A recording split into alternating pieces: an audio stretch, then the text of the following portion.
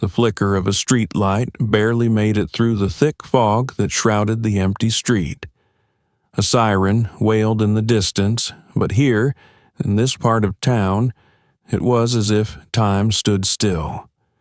A white patrol car moved slowly along the curb, its headlights illuminating the wet asphalt and the silhouette of a lone figure. Michael DePaz. He walked at a leisurely pace, as if oblivious to the world around him. He was tall, with massive shoulders, wearing an expensive leather coat and a gleaming gold watch on his wrist that seemed to scream his status.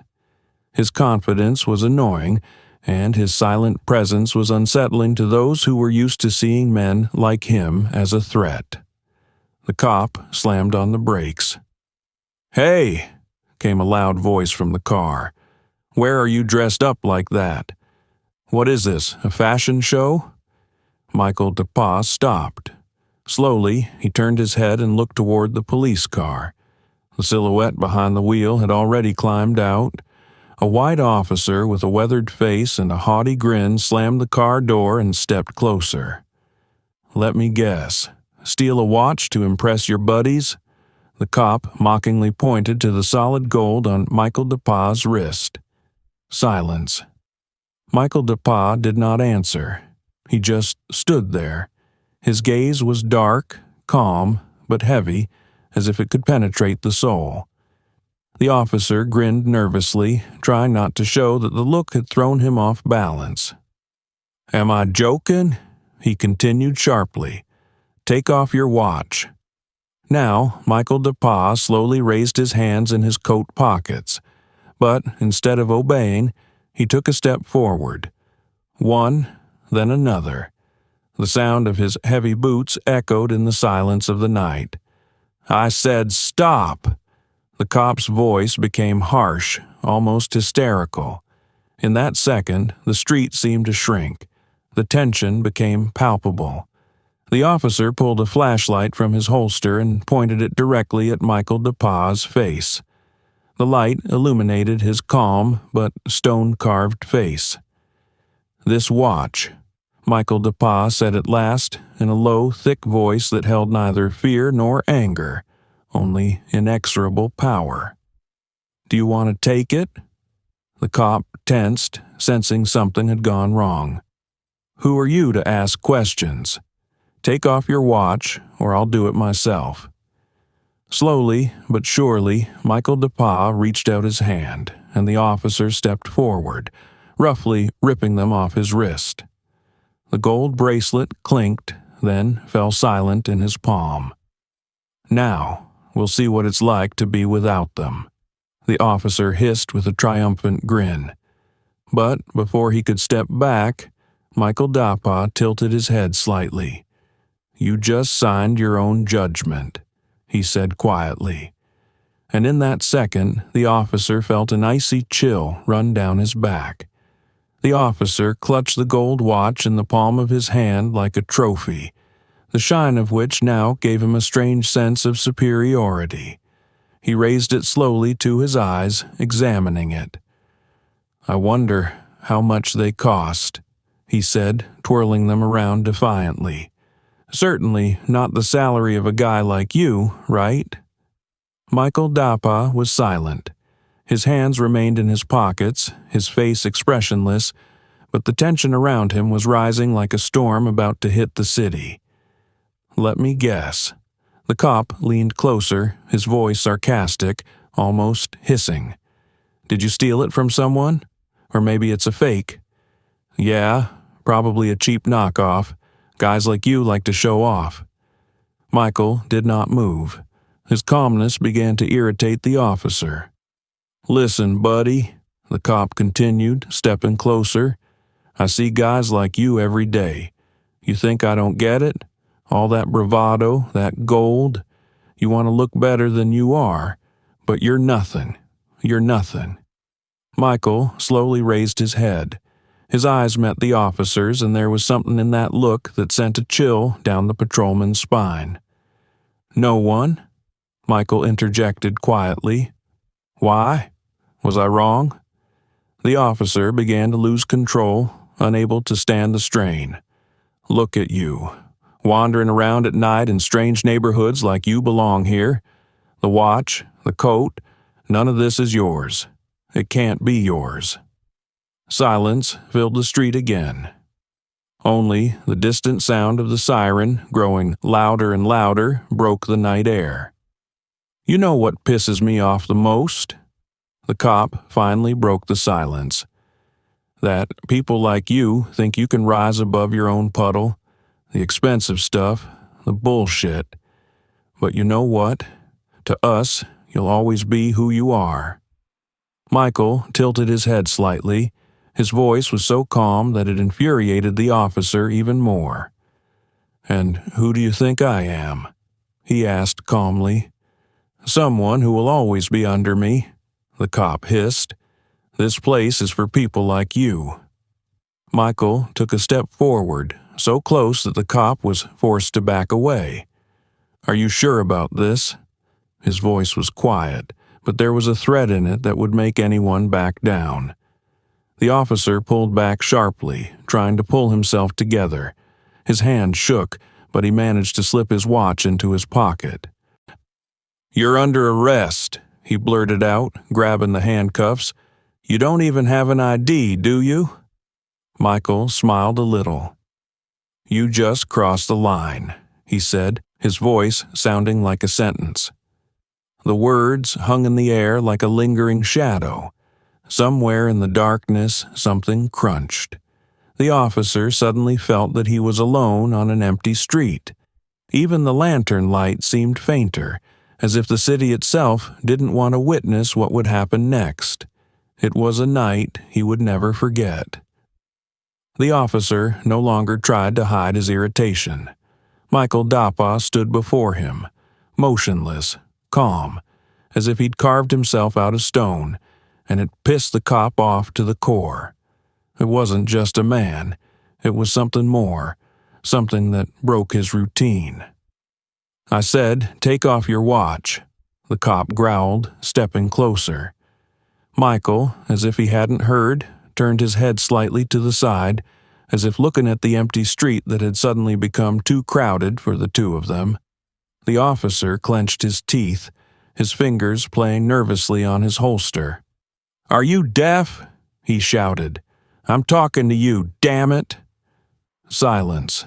The silence was louder than any words, and it grated on the policeman's nerves. He stepped forward and, without waiting for a response, grabbed Michael roughly by the wrist. The force of the blow was sudden, but Michael didn't even flinch. His eyes met the cop's, and there was something icy, inexplicable in them that made the cop freeze for a moment. But only for a moment. This watch. The cop pulled at the massive bracelet that sat firmly on Michael's arm. "Can't be yours. It's too expensive for someone like you." His words were soaked with venom. He tugged at his watch, but it wouldn't budge. At that moment, the cop felt his humiliation intensify. Someone like Michael shouldn't have resisted. He should have been afraid, trembling, making excuses. Instead, he just watched. "You think you're special?" hissed the cop, tensing his arm. "You think you can just walk around here flaunting what you don't deserve? I've put people like you in your place hundreds of times." Finally, with a sharp jerk, the bracelet gave way, and the massive gold watch was in the officer's hands. The metal scraped painfully against Michael's wrist, but he did not flinch. "That's it." The cop straightened up, clutching his watch in his hands like a winner. "Now you look the way you're supposed to look. Normal." He didn't finish the sentence. Michael took one step forward. His massive figure loomed over the policeman, eclipsing the light of the street lamp. "What are you doing, coming at me?" The officer tried to keep his composure, but his voice shook. Michael tilted his head. He said it quietly, but each word seemed to cut through the air. "Do you really believe this is all just a clock?" The words stabbed into the officer like a knife. Something in Michael's tone made his insides clench, but he couldn't afford to show fear. He clutched his watch tighter, as if it could protect him from the growing threat. Clock, clock, no clock, I don't care. The cop tried to shout over the tension that was choking him. You're nobody, and no one will ever know what I did to you here. Michael froze. At that moment, his face was illuminated by the dim light of a street lamp. The calm was gone. It gave way to something else, something the cop couldn't name, but something that made him take a step back. You're wrong, Michael said quietly. About what? The cop snarled, his hand already reaching for his holster. Everyone will know. His voice was almost a whisper, but the words thundered in the policeman's head. The officer tried to open his mouth to reply, but at that moment his radio hissed. The sound broke into the tense silence, making him wince. "Officer Davis, are you there?" came the dispatcher's voice, but Davies didn't answer. His attention was fixed on Michael, who stepped back as if giving him a choice, to draw his weapon, to strike, do something. But instead, Davies just stood there. Michael DePauw turned, put his hands in his pockets, and walked calmly away. The watch remained in the officer's hands, but somehow, instead of triumph, he felt a chill run through his bones. Michael's words echoed in his head. Everyone's going to find out. This night was just beginning. Officer Davis stood in the middle of the empty street, clutching the gold Michael DePauw watch in his hand. They felt not just like metal, but like a weight that began to weigh on him harder with each passing second. The confidence with which he'd started this night evaporated. Something wasn't right. Michael DePauw stopped.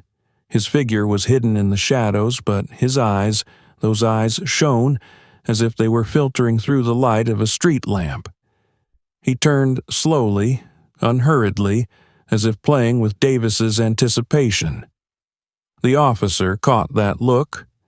It was not the look of a frightened or defeated man. It was the look of a hunter who had just begun the game. "Did you come back for your tzatziki?" Davis tried to grin, but his voice shook.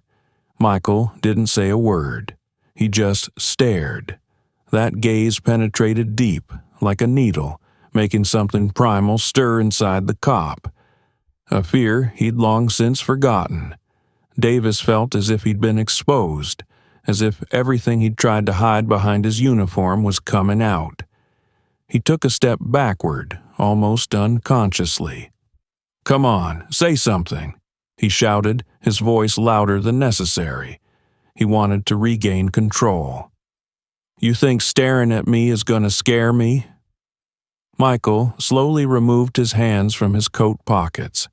His fingers hung relaxed along his body, but there was a menacing confidence in the gesture.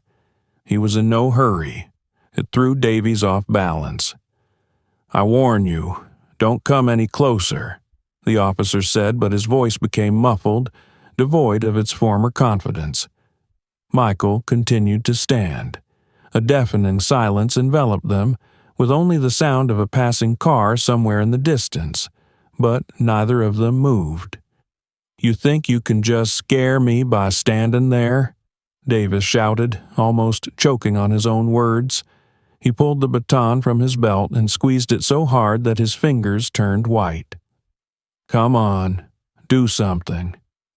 Michael tilted his head slightly, as if assessing him. The movement enraged Davis. He stepped forward, baton at the ready. "You want to fight, don't you?" he growled, raising his weapon. "You think I'm going to be scared? I break guys like you every day." Michael didn't back down. He didn't even raise his hands. His silence became deafening. This man was not afraid. He was not trembling. He didn't make excuses. He just stood there, as if he knew something Davis didn't. "What the—" The officer started but couldn't finish. His voice trailed off. At that moment, Michael took a step forward. Just one step. But it was so sudden, so sure, that Davis almost dropped his baton. In that instant, something clicked in his head. He was no longer in control of the situation. "Stay where you are," the cop shouted, raising his baton higher. Michael stopped. His gaze became even sharper, almost piercing. He spoke again, but the words sounded less like a threat than a quiet affirmation. "Do you know what you're doing, Davies?" he said. Those words felt like they hit the officer in the chest. How did he know his name? Davis couldn't stop himself from shivering. "Shut up," he shouted, trying to shout over his own fear. Michael stepped closer. Now there were only a few steps between them. His face was illuminated by the lantern's light, and Davis saw more than just a man. He saw something more, a force that watched, waited, evaluated. "You're afraid," Michael said quietly. "I'm not afraid," Davis shouted, but even he felt how weak his words sounded. Michael smiled slightly, the corners of his lips lifting faintly. "No, you are," he said just as quietly, but in such a way that each word echoed in the cop's head. Davis couldn't stand it. He took a step back, then another. In his hand, the baton seemed like a useless toy. He could not understand why this man, unarmed, without a single movement, could break it. Michael turned again, and his figure began to dissolve into the shadows of the street. "It's not over yet." He whispered goodbye without turning around. Davis remained standing, clutching his watch in one hand and his baton in the other.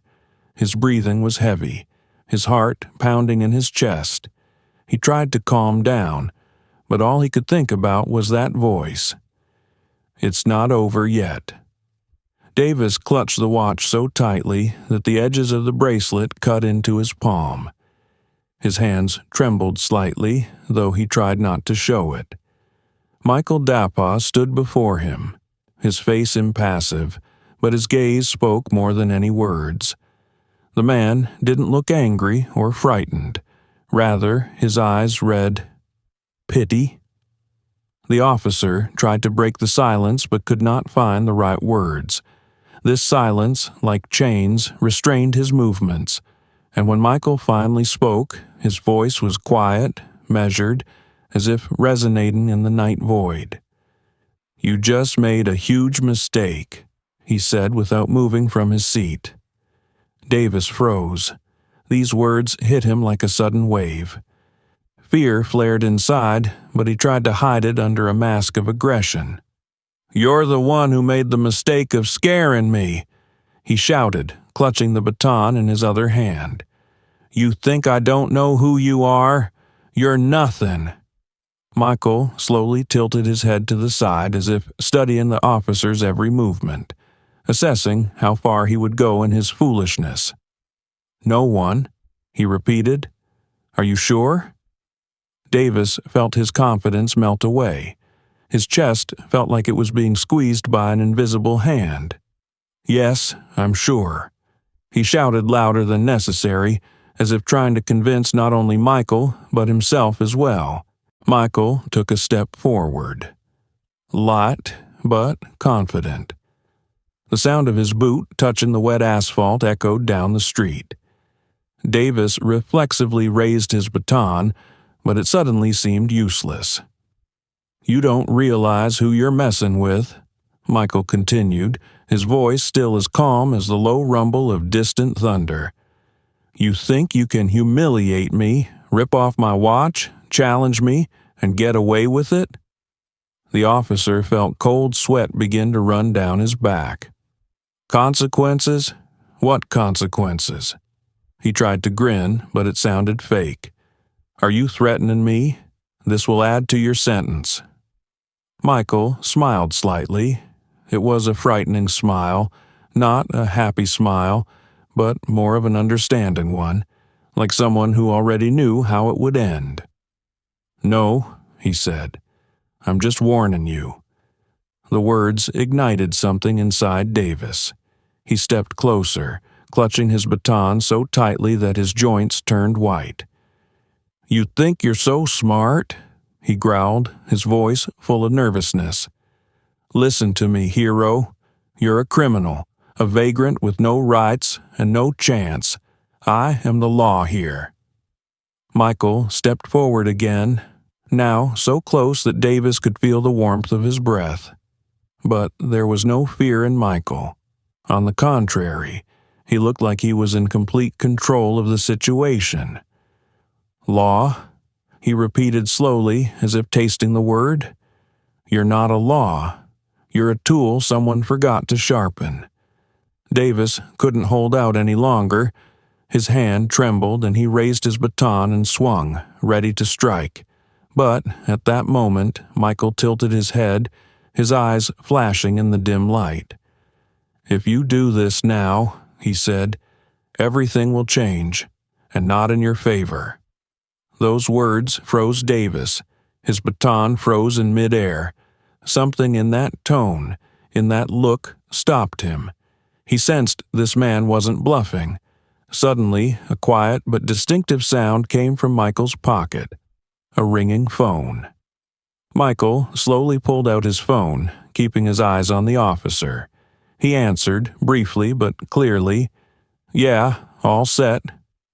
Davies felt his hands go cold. "What did you say in there?" he shouted, but his voice trembled. Michael didn't answer. He just tucked the phone back into his pocket. His gaze became even more intense, almost burning. "You've gone too far," he said at last. "And now you'll know what that means." Davis wanted to say something, but the words stuck in his throat. His instincts were screaming at him that he had done something irreparable. But what exactly? And why did the man look so confident? Michael slowly turned and walked away, his silhouette dissolving into the shadows of the night. Davis remained standing still. The watch in his hand felt heavy, as if it were not just metal, but a symbol that his life was about to change. He couldn't shake the feeling that he was being watched, even as the street emptied.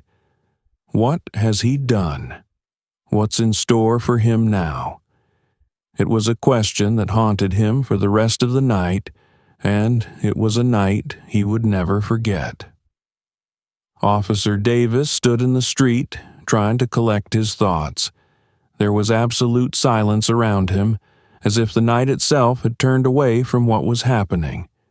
He still clutched the massive gold watch in his hand, but now it felt less like a symbol of power and more like a smoldering threat, ready to erupt at any moment.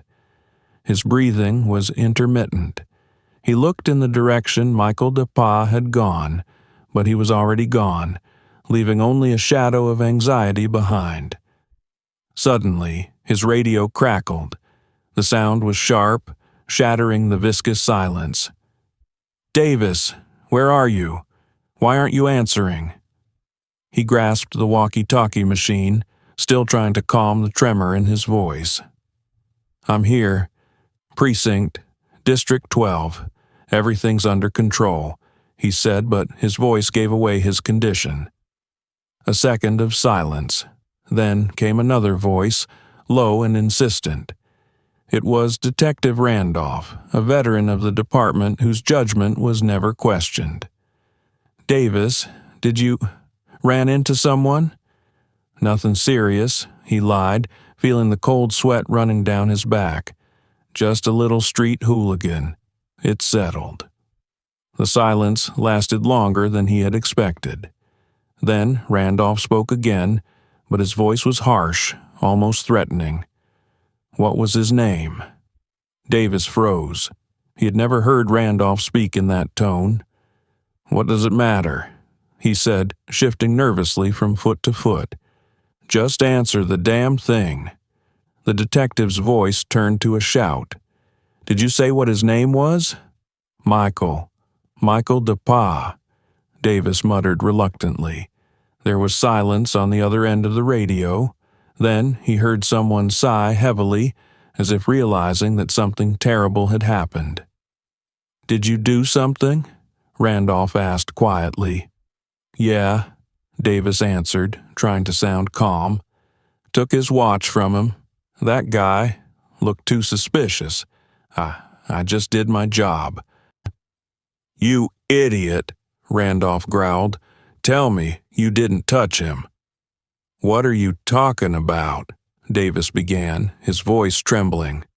"It's just a guy. He didn't even fight back."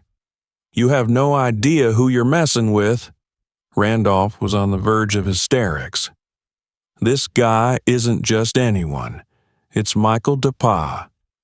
Davies felt an icy chill envelope his body. "So?" he asked, but his voice sounded uncertain. "What difference does it make?"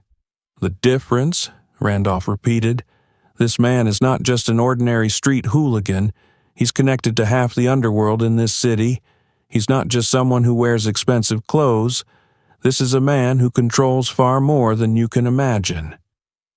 Davies felt the ground beneath his feet begin to move away. "It's a bluff," he muttered. "Bluff?" Randolph snorted. "Why do you think he's gone so quietly? You think he's just going to let you insult him and rip off the damn watch?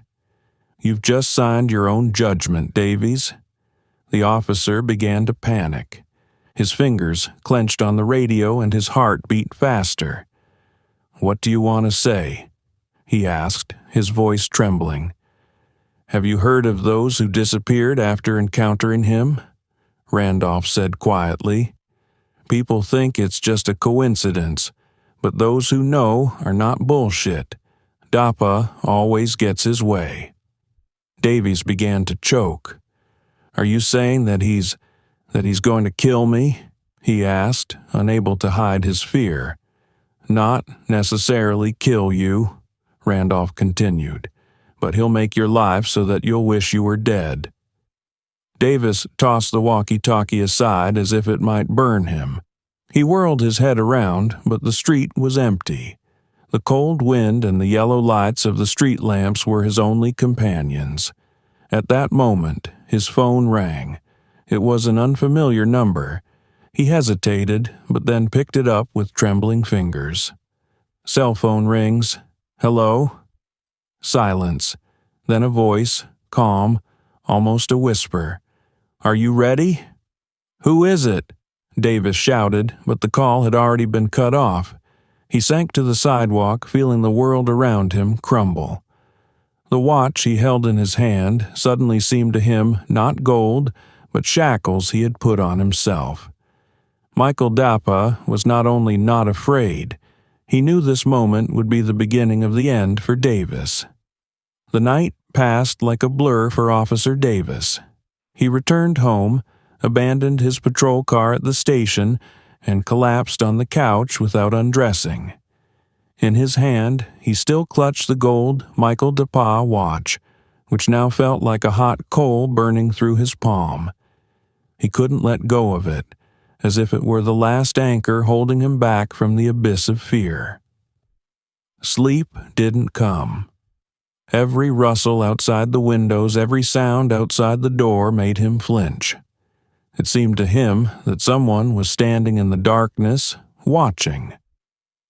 The next morning, he forced himself to leave the house.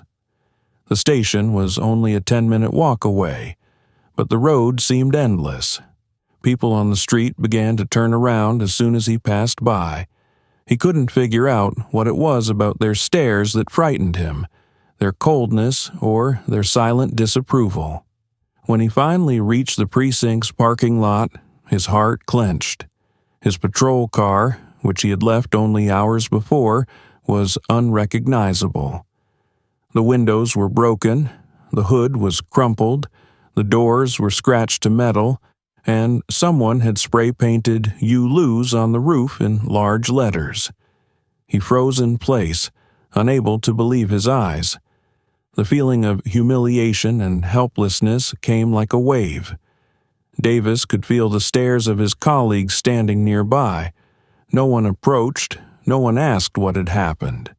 They just remained silent, watching him examine the wreckage of his pride. When he entered the building, the atmosphere changed. The usually animated conversations among the officers suddenly stopped. Colleagues stood apart, avoiding his gaze. Some laughed nervously, others moved away as if he were contagious.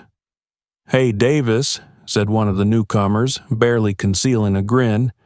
"Saw your car. Looks like you've done a lot of damage to somebody." Davis was silent. He wanted to answer, but he couldn't find the words. Instead, he went into his office and closed the door behind him. The silence, however, did not bring him relief. On the desk lay an envelope. His heart sank as he tore it open.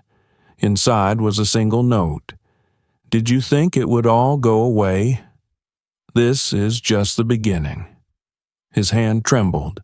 The watch he still carried in his pocket became the symbol of his nightmare. He wanted to get rid of it, to throw it away, but something held him back. It wasn't a sense of ownership, but something deeper, a fear that to get rid of it would be to finally admit his powerlessness. Later, at lunch, Davis tried to talk to Randolph, the only person who knew anything about Michael DePauw, but the detective only shook his head. "I warned you," he said, looking away. "You crossed the line. It's in his hands now." "But what am I going to do?" Davis hissed, his voice full of despair. Randolph grinned, but it was a grim grin. "Do? There's nothing you can do. It's like a hurricane. You just wait for it to destroy everything you have." The detective's words only made him feel worse. In the evening, when Davies tried to leave the station, he was met by several young guys at the exit. Their faces were familiar, but he couldn't remember where from. One of them stepped closer, smiling broadly. "Hey, cop," the guy said. "Is it true you took Michael DePauw's watch?" Davies tensed. "What of it?" he replied, trying to keep his voice firm. The guy grinned. "I just wanted to say you're in deep shit. You have no idea how many people are waiting to watch you fall." They left, leaving him standing on the doorstep of the station with his heart pounding. The next day, the pressure only increased. He began to be recognized on the streets.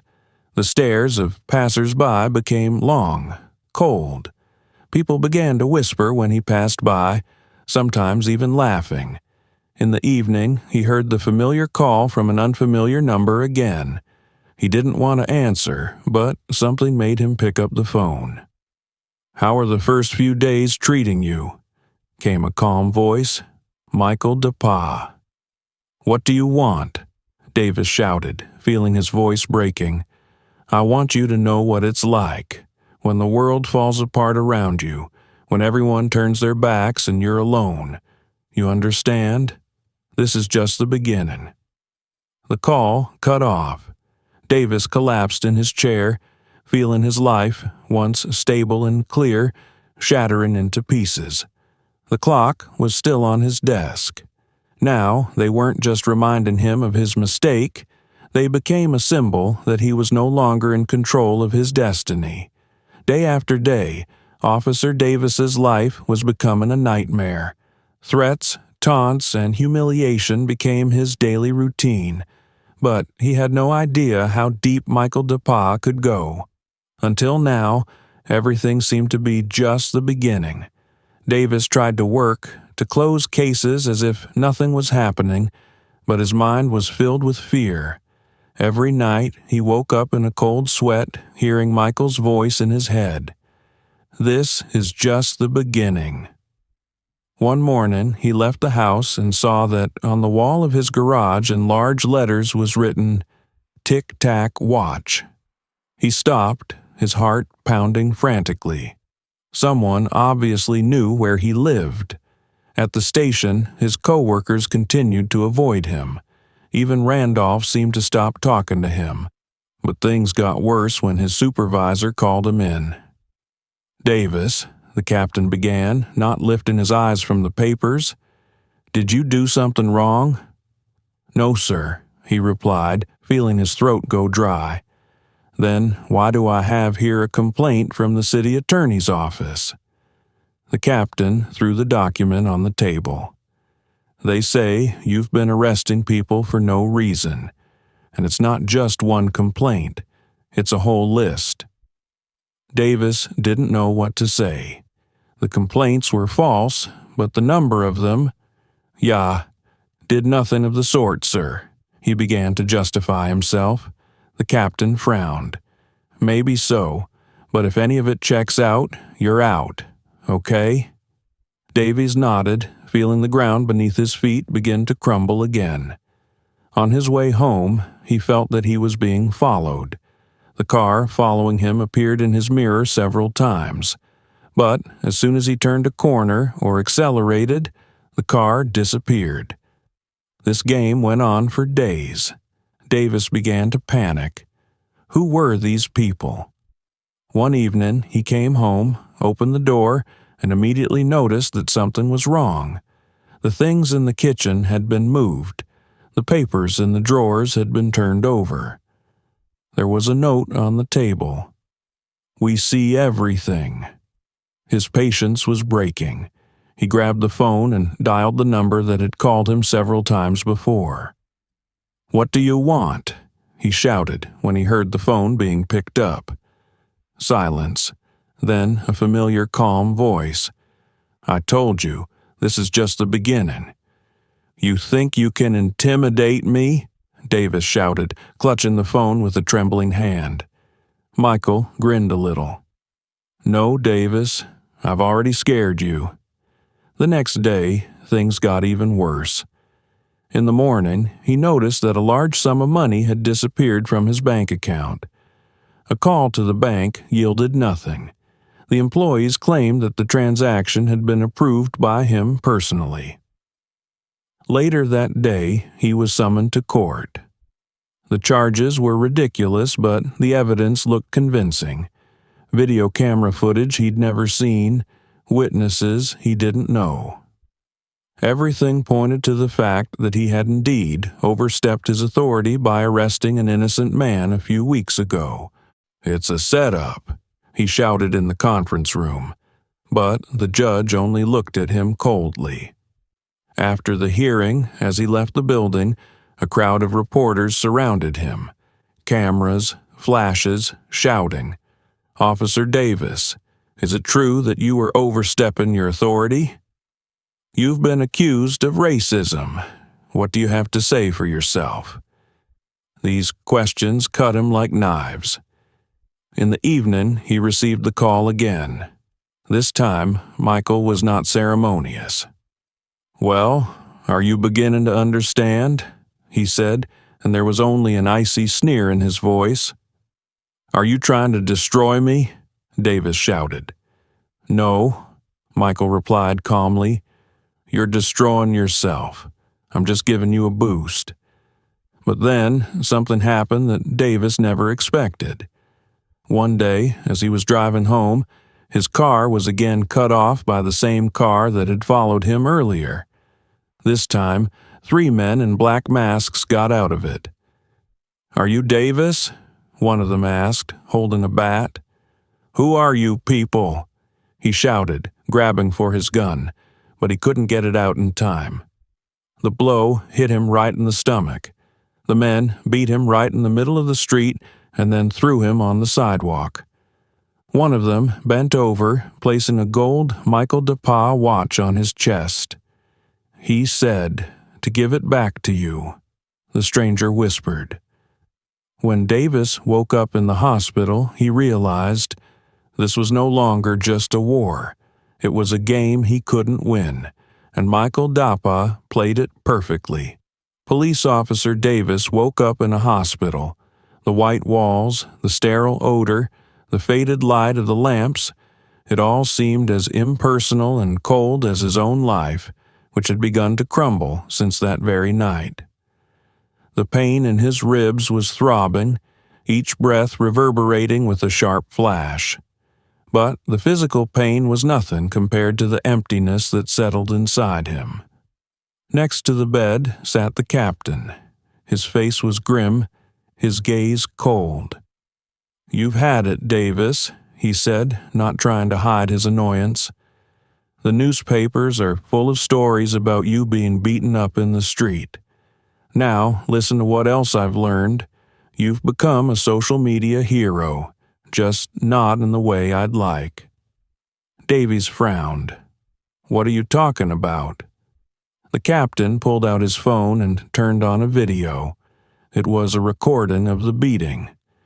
The clear, high-quality video, shot by an eyewitness, had gone viral all over the internet. The voices behind the scenes laughed, scoffed, and each comment was worse than the last. "Look at this cop. Thought he could do whatever he wanted? Here's your answer. That's what racists deserve. Davis, now that name sounds like a joke." The captain turned off the video and stood up. "Do you think anyone's going to stand up for you now?" he asked, glancing at the mangled Davis. "You're your own enemy." After he left, Davis was alone. Pain and humiliation overwhelmed him. He remembered the words of Michael DePauw. "You'll know how it feels." When Davis finally got out of the hospital, he immediately realized that the situation had gotten worse. His house was covered in graffiti. On the door in red letters it read, "Predator, Racist." Inside, things were turned over, clothes were tattered, pictures were ripped in half. He called the police, but the colleagues arrived without enthusiasm. They inspected the place, did not record anything, and left without saying a word. "Aren't you going to do anything?" he shouted back. "Figure it out for yourself, Davis," one of the officers replied without even turning around. It was even worse at work. No one sat next to him in the cafeteria. The papers he left on his desk disappeared or were spoiled. The captain informed him that he had been reassigned to administrative duties. He no longer patrolled the streets. "It's dangerous to let you out there now," the chief said coldly. Every morning began with a new humiliation. Davis would find notes in his mailbox saying, "Do you still think you're better than everyone else?" Or, "We're watching you." Occasionally, someone would drop trash under his door, but he knew it wasn't teenagers doing it. It was too calculated, too personal. But the worst of it was something else. Public condemnation. People on the street recognized him. Some laughed. Others threw derogatory words. "It's that cop!" the teenagers shouted, pointing their fingers at him. "What? Do you feel what it's like?" whispered someone in the crowd. One day, he tried to enter a store, but the clerk took one look at him and simply pointed to the door. "We don't cater to them here," he said with an icy grin. Davis began to realize that Michael DePauw didn't just want revenge. He wanted to teach him what it meant to lose everything: respect, security, confidence. But in doing so, Michael didn't overstep his bounds. He didn't stoop to brutal violence or merciless threats. Everything he did was calculated to make Davis feel like someone he despised. One night, as Davis sat in the darkness of his ruined apartment, the phone rang again. A familiar number popped up on the screen. He didn't want to answer it, but something inside him made him press the button. "Do you realize why this is happening?" Michael's voice came out, calm and cold. "What do you want?" Davis whispered.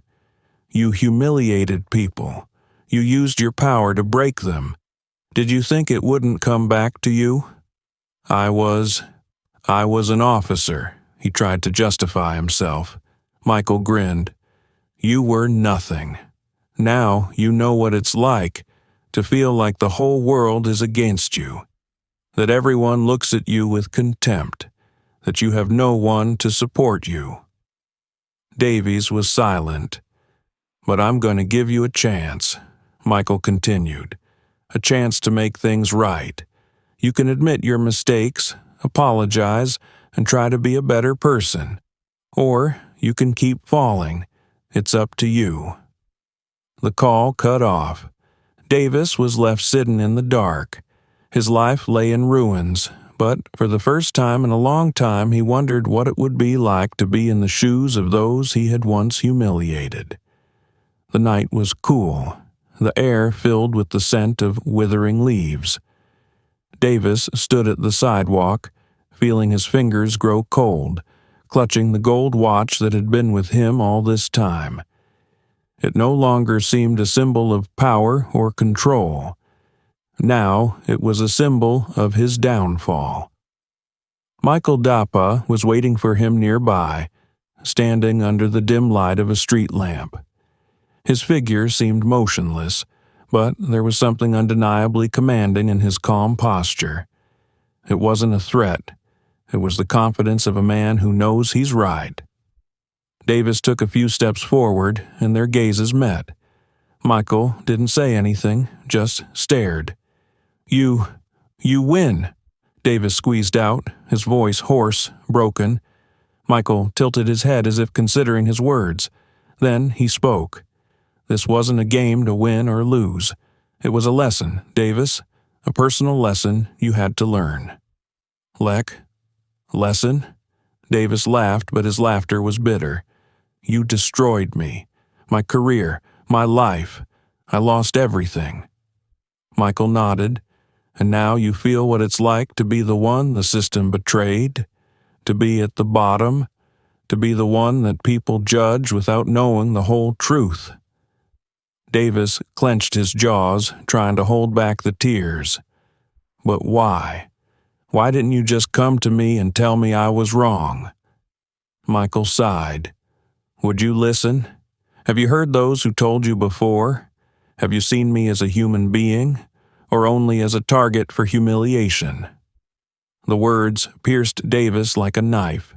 He looked away, unable to bear the weight of the accusation. "I was wrong," he muttered, almost in a whisper.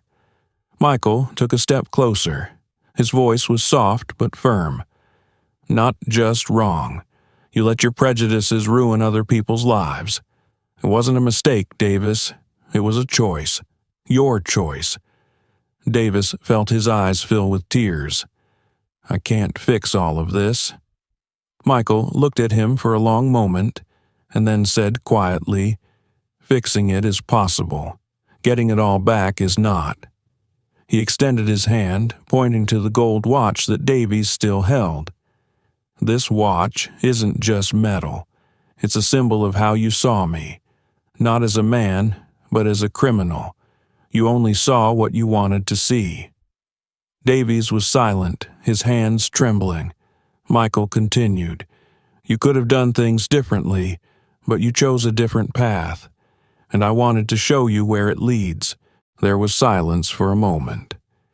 Then Michael took a step back, allowing Davis to be alone with his thoughts. "What am I supposed to do now?" Davis asked, his voice filled with despair. Michael looked at him. "Live with it. And the next time you meet someone who is different from you, remember that feeling. Remember what you lost and why." Michael turned and started to walk away. Davis stood motionless, watching him walk away until he disappeared into the night. He looked again at the gold watch in his hand. It reflected the dim light of the lantern, but now it seemed like a heavy weight that he would wear for the rest of his life. Davis realized that this was more than a lesson. This was his punishment, his redemption, his memory of how prejudice and racism had brought him down. And now he was alone, with an empty life, broken pride, and a chance to change himself, but it was too late to fix the past. What do you think about this story? Have you ever experienced racism or bias in your life? We'd love to hear your thoughts in the comments. Your experiences and opinions are incredibly important to us because you are what makes this community so unique. Don't forget to subscribe to the channel and give us a like if you liked it. It helps us create even more interesting content. We wish you a beautiful day full of warmth and kindness. Thank you for being with us.